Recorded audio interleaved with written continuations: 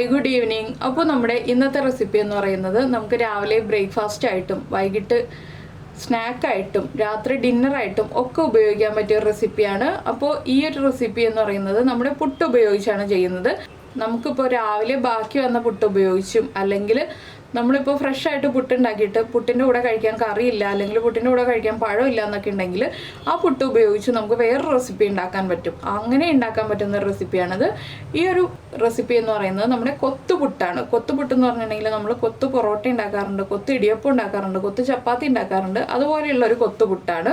അപ്പോൾ മുട്ട ഇഷ്ടപ്പെടുന്ന ആളുകൾക്കും പുട്ട് ഇഷ്ടപ്പെടുന്ന ആളുകൾക്കും ഒക്കെ ഉണ്ടാക്കാൻ പറ്റിയ ഈസി ആയിട്ടുള്ള റെസിപ്പിയാണ്. അപ്പോൾ നിങ്ങൾ ഇങ്ങനെ ഉണ്ടാക്കി നോക്കിയിട്ടില്ലെങ്കിൽ ഉറപ്പായിട്ടും ഒരു പ്രാവശ്യം ഒന്ന് ട്രൈ ചെയ്ത് നോക്കിക്കോളൂ. ചൂട് ചായയുടെ കൂടെ ചൂടോടുകൂടി കഴിക്കാൻ പറ്റിയ നല്ലൊരു റെസിപ്പിയാണ്. അപ്പോൾ എന്തായാലും ട്രൈ ചെയ്ത് നോക്കൂ. നമുക്ക് എങ്ങനെയാണ് നമ്മുടെ കൊത്തുപുട്ട് തയ്യാറാക്കുന്നതെന്ന് നോക്കാം. നമുക്ക് നമ്മുടെ ഇൻഗ്രീഡിയൻസ് നോക്കാം. ഞാനിപ്പോൾ ഒരു കുറ്റി പുട്ട് എടുത്തിട്ടുണ്ട്, അതുപോലെ ഒരു സവോള നീളത്തിൽ കട്ട് ചെയ്തിട്ട് അതൊന്ന് കുറുകെ കട്ട് ചെയ്തെടുത്തിട്ടുണ്ട്, ഒരു തക്കാളിയുടെ പകുതി എടുത്തിട്ടുണ്ട്. ചെറിയ തക്കാളി ആണെങ്കിൽ ഒരു തക്കാളിയുടെ 3/4 ഭാഗം എടുക്കാം, അധികം തക്കാളി നമുക്ക് വേണ്ട. പിന്നെ 2 പച്ചമുളക് കട്ട് ചെയ്തെടുത്തിട്ടുണ്ട്, ഒരു ചെറിയ പീസ് ഇഞ്ചി ചെറുതായിട്ട് കട്ട് ചെയ്തെടുത്തിട്ടുണ്ട്, 3 മുട്ട എടുത്തിട്ടുണ്ട്. നിങ്ങൾക്ക് 2 മുട്ട മതി എന്നുണ്ടെങ്കിൽ 2 മുട്ട എടുക്കാം. ഇത്രയും കാര്യങ്ങളാണ് നമുക്ക് വേണ്ടത്. പുട്ട് രാവിലെ ഉണ്ടാക്കിയ പുട്ടാണെന്നുണ്ടെങ്കിൽ വൈകിട്ടാണ് നിങ്ങൾ ഈ ഒരു റെസിപ്പി ഉണ്ടാക്കുന്നതെന്നുണ്ടെങ്കിൽ ഒന്ന് ആവി കയറ്റിയെടുക്കുക, അല്ലെങ്കിൽ വെള്ളം തളിച്ചു കൊടുക്കണം നമ്മൾ ഈ റെസിപ്പി ഉണ്ടാക്കുമ്പോൾ. അപ്പോൾ അത് വെള്ളം തളിച്ചു കൊടുക്കേണ്ട സമയം എപ്പോഴാണെന്ന് പറയാം. ഇല്ലെങ്കിൽ നമ്മളിപ്പോൾ ഫ്രഷ് ആയിട്ട് ഉണ്ടാക്കിയ പുട്ടാണെന്നുണ്ടെങ്കിൽ അപ്പോൾ തന്നെ പൊടിച്ച് ഉപയോഗിക്കാം. എന്താണെന്ന് വെച്ചാൽ പുട്ടിന് ഒരു സോഫ്റ്റ്നെസ് ഉണ്ടാവണം, അതാണ് നമുക്ക് ആവശ്യം. അപ്പോൾ നമുക്കിനി ബാക്കിയുള്ള കാര്യങ്ങളിലേക്ക് കടക്കാം. അപ്പോൾ നമ്മുടെ മസാല റെഡിയാക്കാനായിട്ട് ഞാനൊരു പാൻ ചൂടാക്കാൻ വെച്ചിട്ടുണ്ട്. ഇതിലേക്ക് നമുക്ക് വെളിച്ചെണ്ണ ചേർത്ത് കൊടുക്കാം. നിങ്ങൾക്ക് കടുക് ചേർക്കണം എന്നുണ്ടെങ്കിൽ കടുക് ചേർക്കാം കേട്ടോ. ഞാനിപ്പോൾ കടുക് ചേർക്കുന്നില്ല. വെളിച്ചെണ്ണ ഒന്ന് ചൂടായി തുടങ്ങട്ടെ. വെളിച്ചെണ്ണ ചൂടായി തുടങ്ങുമ്പോൾ നമുക്ക് നമ്മൾ കട്ട് ചെയ്ത് വെച്ചിരിക്കുന്ന ഇഞ്ചി ചേർത്ത് കൊടുക്കാം. ഈ ഒരു റെസിപ്പിയിൽ വെളുത്തുള്ളി ചേർക്കരുത് കേട്ടോ, ഇഞ്ചി മാത്രമേ ചേർക്കാൻ പാടുള്ളൂ. ഇഞ്ചി ഒന്ന് ചൂടായി തുടങ്ങുമ്പോൾ നമുക്ക് ഒരു 3 വറ്റൽമുളക് കട്ട് ചെയ്ത് ചേർത്ത് കൊടുക്കാം. വറ്റൽമുളക് ചെറുതായിട്ട് കട്ട് ചെയ്ത് ചേർക്കുക. വലുതായിട്ട് കട്ട് ചെയ്ത് ചേർക്കുന്നതിനേക്കാൾ കാണാനൊരു ഭംഗി ഉണ്ടാവുക ചെറുതായിട്ട് കട്ട് ചെയ്ത് ചേർക്കുന്നതാണ്. ഇനി നമ്മൾ ചേർക്കുന്നത് നമ്മൾ കട്ട് ചെയ്ത് വെച്ചിരിക്കുന്ന പച്ചമുളക്. നിങ്ങളുടെ എരിവനുസരിച്ച് മുളകിൻ്റെ എണ്ണം കൂട്ടാൻ നമ്മൾ കുരുമുളക് പൊടിയും ചേർക്കുന്നുണ്ട്, അതുകൊണ്ടാണ് പച്ചമുളക് 2 എടുത്തത്. പച്ചമുളകും ഒന്ന് കുക്കായി വരുമ്പോൾ നമുക്കിനി നമ്മുടെ സവോള കട്ട് ചെയ്തത് ചേർക്കാം. പിന്നെ സവോള ഒന്ന് കളർ മാറി വരുന്നത് വരെ ഒന്ന് വഴറ്റിയെടുക്കുക. അപ്പോൾ ഉപ്പ് ചേർക്കുമ്പോൾ ശ്രദ്ധിക്കുക, നമ്മുടെ പുട്ടിൽ ഉപ്പുള്ളതാണ്, നമ്മൾ മുട്ടയിൽ ഉപ്പ് ചേർക്കും. അതുകൊണ്ട് മസാലയിൽ ഓവറായിട്ട് ഉപ്പ് ചേർത്തിട്ടുണ്ടെങ്കിൽ ശരിയാവില്ല. ചെറിയൊരളവിൽ മാത്രം ഉപ്പ് ചേർക്കുക.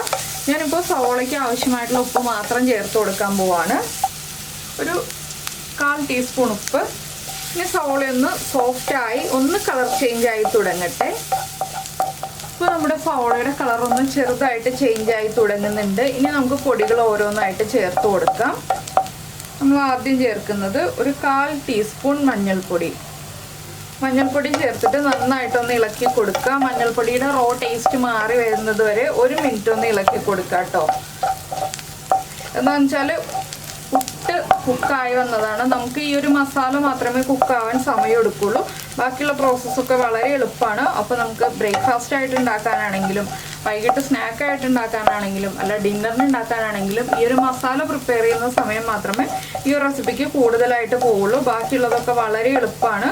അപ്പോൾ നിങ്ങൾ ഇതുപോലെ ട്രൈ ചെയ്ത് നോക്കിയിട്ടില്ലെങ്കിൽ പുട്ട് ഉപയോഗിച്ച് വളരെ എളുപ്പത്തിലൊന്ന് ഉണ്ടാക്കി നോക്കിക്കോളൂ. പിന്നെ നമ്മൾ നേരത്തെ ലെഫ്റ്റ് ഓവർ പുട്ട് ഉപ്പുമാവിൻ്റെ റെസിപ്പി ചെയ്തിട്ടുണ്ട്. അപ്പോൾ അത് തേങ്ങയൊക്കെ ചേർത്തിട്ടാണ് ചെയ്യുന്നത്.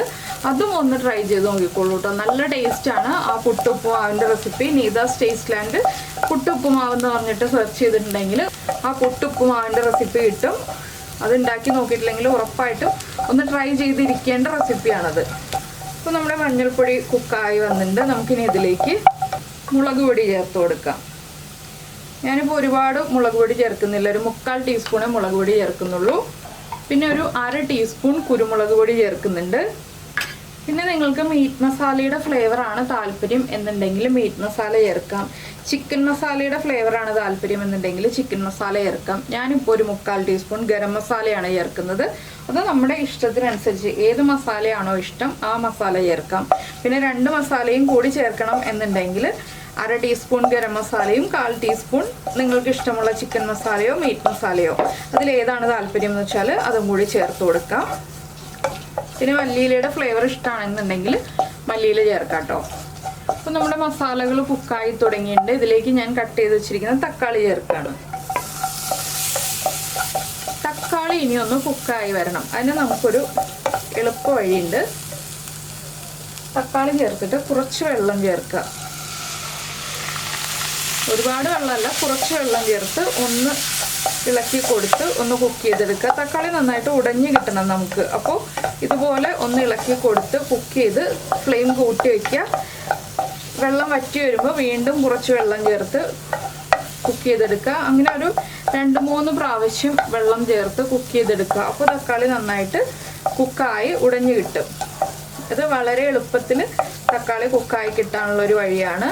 ഇനി നമ്മുടെ ഈ ഒരു തക്കാളി ഉടഞ്ഞ് കിട്ടിയിട്ടേ നമുക്ക് ബാക്കിയുള്ള കാര്യങ്ങൾ ചെയ്യാൻ പറ്റുള്ളൂ. അപ്പോൾ ഈ ഒരു മസാലയ്ക്ക് ഉപ്പുണ്ടോ എന്ന് നോക്കിയിട്ട് വേണം നമ്മൾ പുട്ട് ചേർത്ത് കൊടുക്കണമെങ്കിൽ. എന്താണെന്ന് വെച്ചിട്ടുണ്ടെങ്കിൽ മസാലയ്ക്ക് ഉപ്പില്ലാന്നുണ്ടെങ്കിൽ നമ്മുടെ പുട്ട് ചേർത്ത് കഴിഞ്ഞിട്ട് നമ്മൾ പിന്നെ ഉപ്പ് ചേർത്തിട്ട് കാര്യമില്ല, കറക്റ്റ് ആവില്ല. അതുപോലെ തന്നെ ഈ ഒരു സമയമൊക്കെ ആവുമ്പോൾ മുട്ട ഉടച്ചിട്ട് നമ്മൾ കുറച്ച് ഉപ്പും കൂടി ചേർത്ത് ഉടച്ച് വയ്ക്കുക. മുട്ടയിലേക്ക് ഉപ്പ് ചേർത്ത് ഉടച്ച് വെച്ചില്ല എന്നുണ്ടെങ്കിൽ മുട്ടയിലേക്കും ഉപ്പ് പിടിച്ചു വരില്ല. അപ്പോൾ ഞാൻ കുറച്ചുകൂടി വെള്ളം ചേർത്ത് കൊടുക്കുകയാണ്. നമ്മൾ ആദ്യം ചേർത്തിരുന്ന വെള്ളമൊക്കെ വറ്റി വന്നല്ലോ.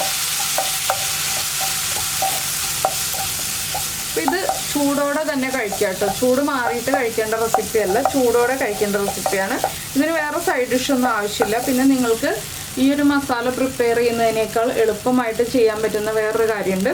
നമ്മുടെ സവോള വഴറ്റിയിട്ട് നമ്മുടെ കയ്യിൽ ചിക്കൻ കറിയോ ബീഫ് കറിയോ മട്ടൻ കറിയോ ഏതെങ്കിലും കറി അല്ലെങ്കിൽ മുട്ടക്കറി ആണെങ്കിലും മതി, ഏതിൻ്റെയെങ്കിലും ഗ്രേവി ഉണ്ടെന്നുണ്ടെങ്കിൽ ആ ഗ്രേവി ഒഴിച്ചു കൊടുത്തിട്ട് ആ ഗ്രേവി ഒന്ന് വറ്റി വരുമ്പോൾ നമുക്ക് ബാക്കിയുള്ള കാര്യങ്ങൾ മിക്സ് ചെയ്ത് ചേർക്കാം. അങ്ങനെയാണെങ്കിൽ നമുക്ക് ഈ ഒരു റെസിപ്പി ഉണ്ടാക്കിയെടുക്കാം. തലേ ദിവസത്തെ കറി ബാക്കി ഉണ്ടെന്നുണ്ടെങ്കിൽ അല്ലെങ്കിൽ നമ്മൾ രാവിലെ ഉണ്ടാക്കിയ കറി ബാക്കി ഉണ്ടെന്നുണ്ടെങ്കിൽ അങ്ങനെ ഉണ്ടാക്കിയെടുക്കാം. പിന്നെ ആ ഒരു കറികളൊന്നും ഇല്ലാന്നുണ്ടെങ്കിൽ നമുക്ക് ഇതുപോലെ മസാല പ്രിപ്പയർ ചെയ്തിട്ട് ഈ ഒരു റെസിപ്പി ഉണ്ടാക്കാം. 2 രീതിയിലും ഉണ്ടാക്കാം. അപ്പോൾ അങ്ങനെ കറി ഉപയോഗിച്ച് ഉണ്ടാക്കുന്ന റെസിപ്പി ഞാൻ പിന്നീട് ഒരു ദിവസം ചെയ്ത് കാണിക്കാം കേട്ടോ. കുറച്ചുകൂടി വെള്ളം ചേർക്കുകയാണ്.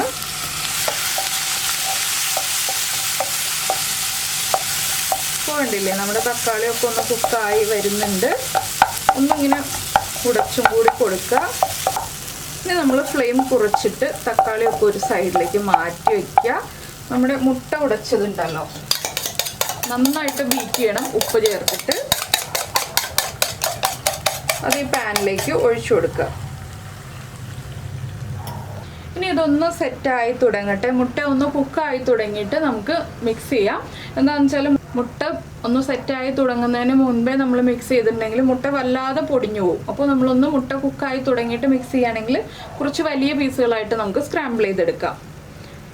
അല്ലെങ്കിൽ നമ്മുടെ പുട്ടിൻ്റെ കൂടെ വല്ലാതെ പൊടിഞ്ഞ് ചേർന്നുണ്ടെങ്കിൽ നമുക്ക് കഴിക്കുമ്പോൾ അത്ര സുഖം തോന്നില്ല. അല്ലാതെ പൊടിഞ്ഞ് ചേരാതിരിക്കുകയാണ് എപ്പോഴും നല്ലത്. ഇത് ലോ ഫ്ലെയിമിൽ വെച്ചിട്ട് തന്നെ കുക്ക് ചെയ്യാം കേട്ടോ. ഒന്ന് പാൻ ഒരു സൈഡിലേക്കൊക്കെ അഡ്ജസ്റ്റ് ചെയ്ത് വെക്കുക. ഫ്ലെയിമൊക്കെ മുട്ടയുടെ ആ ഒരു മുട്ടയുള്ള ഭാഗത്ത് കിട്ടുന്ന രീതിയിൽ ഒന്ന് അഡ്ജസ്റ്റ് ചെയ്ത് വെക്കുക. അധിക സമയം വെയിറ്റ് ചെയ്യണ്ട, കുറച്ച് സമയം ഒന്ന് വെയിറ്റ് ചെയ്ത് മുട്ടയൊന്ന് കുക്ക് ചെയ്തെടുക്കുക. ഇനി നമുക്ക് പതുക്കെ ഒന്ന് അനക്കി കൊടുക്കാം. മുട്ടയൊന്ന് കുക്കായി തുടങ്ങിയിട്ടുണ്ട്. അപ്പം നമ്മുടെ പുട്ടൊന്ന് നമുക്ക് പൊടിച്ച് വെക്കണം. ഒരുപാട് പൊടിക്കണ്ട, ഒന്ന് ചെറുതായിട്ട് പൊടിച്ച് വെക്കണം. ഇപ്പോൾ ഞാനൊന്ന് ഇളക്കി കൊടുക്കുകയാണ്. മുട്ടയൊക്കെ കുക്കായിട്ടുണ്ട്. ഇനി എല്ലാം ചേർത്തൊന്ന് മിക്സ് ചെയ്തിട്ട് ഉപ്പൊന്ന് ചെക്ക് ചെയ്യണം. ഉപ്പ് ചെക്ക് ചെയ്തിട്ട് ഉപ്പ് കുറവാണെങ്കിൽ ഉപ്പ് ആഡ് ചെയ്ത് കൊടുക്കണം. ഇത്രയേ ഉള്ളൂ. നമ്മുടെ പരിപാടി ഇതാ ലാസ്റ്റ് സ്റ്റേജിലേക്ക് എത്തിക്കഴിഞ്ഞു. ഫ്ലെയിം കുറയ്ക്കുക. ഇനിയിപ്പോൾ ഞാൻ എന്താ പുട്ടൊന്ന് ഇതുപോലെ പൊടിച്ചെടുക്കുകയാണ്. സോഫ്റ്റ് പുട്ടാണ് ഇത്, കണ്ടോ? ഇതുപോലെ ഇത്രയേ പൊടിക്കുന്നുള്ളൂ. ഇനി നമുക്ക് പുട്ട് ഇതിലേക്ക് ചേർത്ത് കൊടുക്കാം. ഇനി നമുക്ക് ഈ പുട്ടും കൂടി ചേർത്ത് ഇളക്കി മിക്സ് ചെയ്യാം. ഫ്ലെയിം ലോ ആയിരിക്കണം, അത് പ്രത്യേകം ശ്രദ്ധിക്കണം.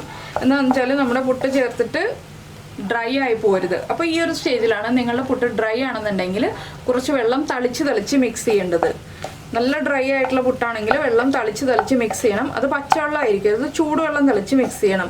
അപ്പോഴേ നല്ല ടേസ്റ്റി ആയിട്ടുള്ള സോഫ്റ്റ് ആയിട്ടുള്ള പുട്ട് നമ്മുടെ കൊത്തുപുട്ടായിട്ട് നമുക്ക് കിട്ടുള്ളൂ. അപ്പോൾ ഇതാ കൊത്തുപുട്ട് റെഡി ആയി കഴിഞ്ഞു. ഇനി ഒരു പ്ലേറ്റ് എടുക്കുക, സെർവ് ചെയ്യുക. മല്ലിയിലയുടെ ഫ്ലേവർ ഇഷ്ടമാണെങ്കിൽ മല്ലിയില ചേർക്കാം. ഞാനിപ്പോൾ മല്ലിയിലയല്ല കറിവേപ്പിലയാണ് ചേർത്ത് കൊടുക്കാൻ പോകുന്നത്.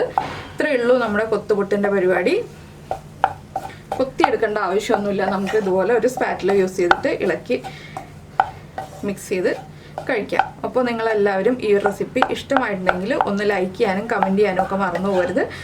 അതുപോലെ തന്നെ നിങ്ങൾക്ക് ഇഷ്ടപ്പെടുന്ന റെസിപ്പി ഫ്രണ്ട്സിനും ഫാമിലി മെമ്പേഴ്സിനും ഒക്കെ ഒന്ന് ഷെയർ ചെയ്തും കൂടി കൊടുക്കണേ. പിന്നെ നമ്മുടെ വീഡിയോ ഇഷ്ടമായിരുന്നുണ്ടെങ്കിൽ നമ്മുടെ ചാനൽ ആദ്യമായിട്ട് കാണുകയാണെന്നുണ്ടെങ്കിൽ ഒന്ന് സബ്സ്ക്രൈബ് ചെയ്ത് സപ്പോർട്ട് ചെയ്യണേ. സബ്സ്ക്രൈബ് ചെയ്യുന്നതിന് ഈ വീഡിയോയുടെ താഴെയുള്ള റെഡ് സബ്സ്ക്രൈബ് ബട്ടൺ ഒന്ന് ക്ലിക്ക് ചെയ്യുക. അതിൻ്റെ റൈറ്റ് സൈഡിലുള്ള ബെല്ലൈക്കണം ക്ലിക്ക് ചെയ്യുക. അപ്പോൾ ഓൾ എന്ന് പറഞ്ഞിട്ടൊരു ഓപ്ഷൻ കാണാം. ആ ഓളും കൂടി പ്രസ് ചെയ്തിട്ടുണ്ടെങ്കിൽ ഞാൻ എപ്പോഴും വീഡിയോ അപ്ലോഡ് ചെയ്യുമ്പോൾ നിങ്ങൾക്ക് നോട്ടിഫിക്കേഷൻ വരും. അപ്പോൾ ഞാൻ എന്താ ഫ്ലെയിം ഓഫ് ചെയ്തു. അപ്പോൾ ആ നോട്ടിഫിക്കേഷൻ വരുന്നതിന് ആ ബെല്ലൈക്കണൊന്ന് പ്രസ് ചെയ്തേക്കണം കേട്ടോ. അതുപോലെ തന്നെ എല്ലാ ദിവസവും ഞാൻ വീഡിയോ രാവിലെയും ഉച്ചയ്ക്കും വൈകുന്നേരം അപ്ലോഡ് ചെയ്യുന്നുണ്ട്. അപ്പോൾ നോട്ടിഫിക്കേഷൻ വന്നില്ലെങ്കിലും ഒന്ന് കയറി ചെക്ക് ചെയ്തേക്കണം ചാനലിൽ. അപ്പോൾ നമുക്ക് നമ്മുടെ അടുത്ത റെസിപ്പിയുമായിട്ട് അടുത്ത ദിവസം വീണ്ടും കാണാം.